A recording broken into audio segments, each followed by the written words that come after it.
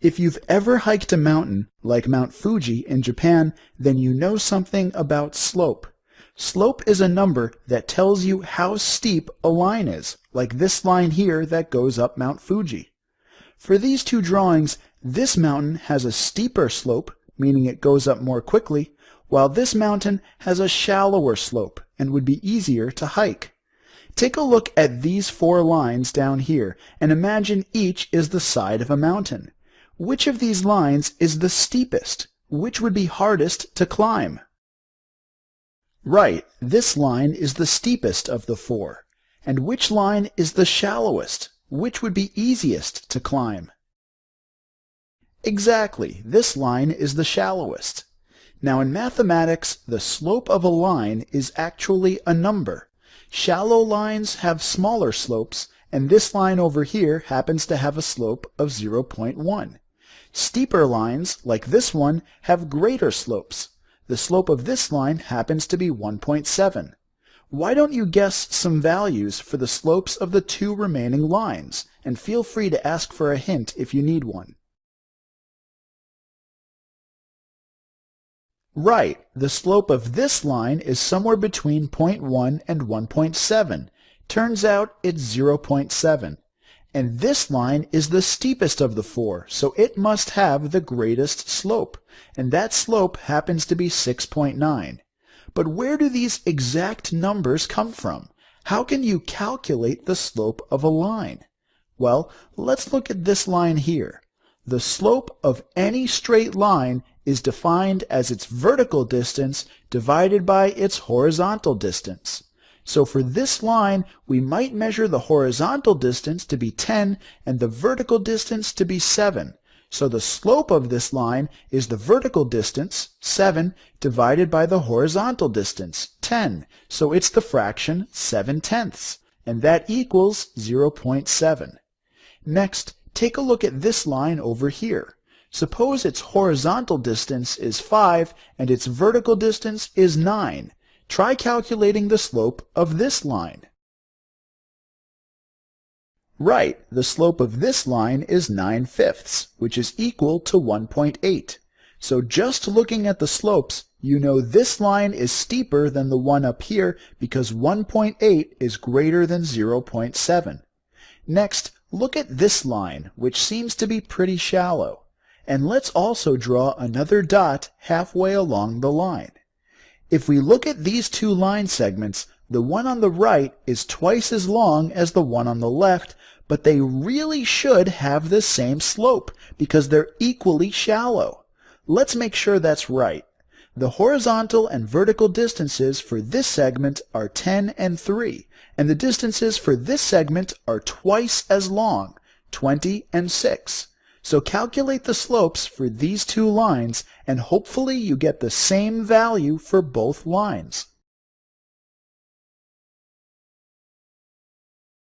Exactly, the slope of this line is 3/10, which equals 0.3.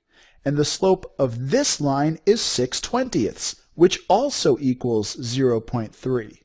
So sure enough, these two line segments have the same slope. In general, whenever two lines have the same slope, that means you can move them so they lie right on top of each other without having to rotate either of the lines. Okay, so next, take a look at these four lines. All four seem to have similar slopes, but if you're now given the precise horizontal and vertical distances for each line, can you identify which two of them have the same slope? Right, so these two lines have the same slope. 12 divided by 6 gives you a slope of 2, and 8 divided by 4 is also 2. Next, take a look at these three lines. Which of these seems to have a slope of 1? Try to avoid guessing on this question, and if you're not sure, just click down here. Nicely done. Slope is defined as the vertical distance divided by the horizontal distance. So for the slope to equal 1, the vertical and horizontal distances must be equal. If we draw all those distances, you can see they're equal for this middle line, so it has a slope of 1. the slope of this line on the right is greater than 1, and the slope of this line on the left is less than 1. Let's return to Mount Fuji. As you hike up the mountain, you can see on a map that you've traveled 3,500 meters horizontally, and your change in altitude was 2,000 meters. So what's the slope of Mount Fuji? Precisely, the slope is 2,000 divided by 3,500, which simplifies to 4/7. Okay, for your final challenge, suppose you have a line, and I tell you its slope is 2/3. I also tell you the horizontal distance is 24, but I don't tell you the vertical distance. Can you figure out the vertical distance for this line? If you get stuck, click down here. Great! One way to solve this is to call the vertical distance y. Then the slope of this line is the vertical distance, y, divided by the horizontal distance, 24. And we said this slope equals 2/3. You can solve this equation by cross-multiplying, and you get y equals 16, the correct answer. So at this point, you can calculate the slope of a line from its horizontal and vertical distances, and you can use the slope and one of the distances to calculate the other distance. So nicely done. To get started, take a look at this line segment. Suppose its horizontal distance is 20 and its vertical distance is 15. What's the slope of this line segment? If you're not sure, click down here to review what we mean by slope. Right, to find the slope, you can take the vertical distance, 15, and divide it by the horizontal distance, 20. That equals 3/4, or 0.75. Next, let's look at the coordinate plane, and let's look specifically at these 2 points. We'll be finding the slope of the line that passes through these points. Now this point has coordinates 2, 1. What are the coordinates for this point up here? If you're not sure, click down here to review.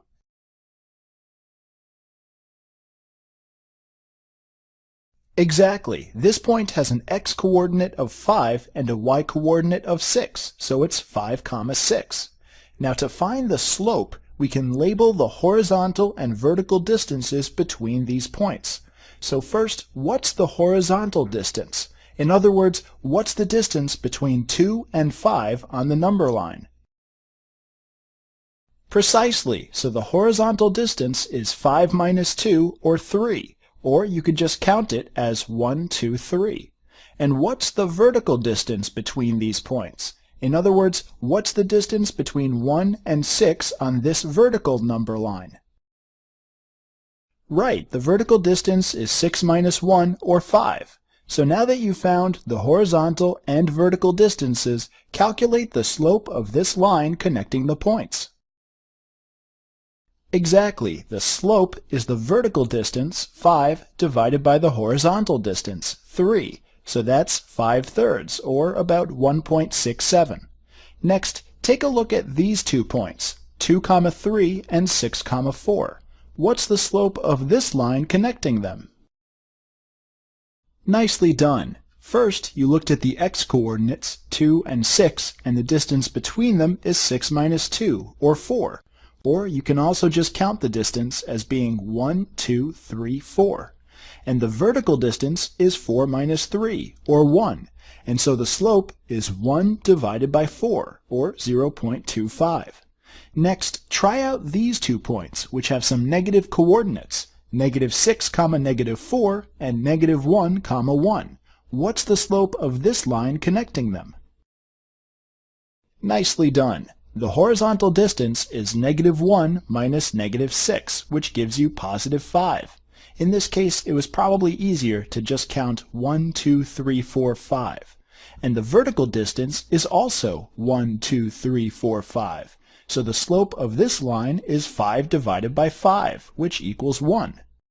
Okay, now in this interactive, you can drag around these 2 points. The horizontal and vertical distances are shown, and the slope, which equals the vertical distance divided by the horizontal distance, is also shown up here. So try moving the 2 points around so that you have a line with a slope of approximately 0.4. Once you've got it, press the Submit button over here. Great, so here's another example of 2 points where the slope between them is 0.4. Next, move around the points so the slope of the line is approximately 2.3. Excellent, so here's another example where the slope is 2.3. One more. Try making a line with a slope of approximately 1.1. So now it's time for another challenge, calculating a slope without a sketch of the coordinate plane. What's the slope of the line connecting the points 4, 3 and 6, 8? If you get stuck, feel free to ask for a hint.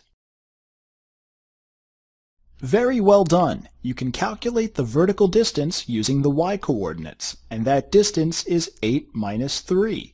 And you can use the x-coordinates to find the horizontal distance, which is 6 minus 4.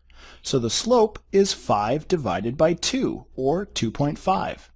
Next, try finding the slope that connects the points x1, y1 and x2, y2. So just to be clear, x1, y1, x2, and y2 are all variables. They're essentially mystery numbers, and you don't know their values. But you can still come up with a formula for the slope connecting these points, even if you don't know these values just yet. So which of these is the correct formula for slope? Which of these formulas down here uses these coordinates the same way you used the coordinates up here to calculate this slope? Perfect. So this is the formula for slope. For any two coordinates, x1, y1 and x2, y2, whatever x1, y1, x2, and y2 equal, the slope of the line that connects them will always be y2 minus y1 over x2 minus x1. Let's take this formula for a spin. What's the slope of the line connecting the points 2, -1 and 5, 7? At this point, don't even worry about the coordinate plane. Try plugging these coordinates into your formula to get the answer. Great, so the formula for slope is y2 minus y1 over x2 minus x1. Let's space this out a bit and start plugging in numbers. We can plug in 7 for y2 and -1 for y1. And then we can plug in 5 for x2 and 2 for x1. 7 minus -1 is 8, and 5 minus 2 is 3. So the slope is indeed, just as you found, 8/3. You've done some excellent work here. You found an algebraic formula for slope, y2 minus y1 over x2 minus x1. This will come in really handy in later lessons. So at this point, you might have noticed that if you move these coordinates around in a certain way, you can actually get a slope that's negative. We'll be exploring what it means for a slope to be negative in a later lesson.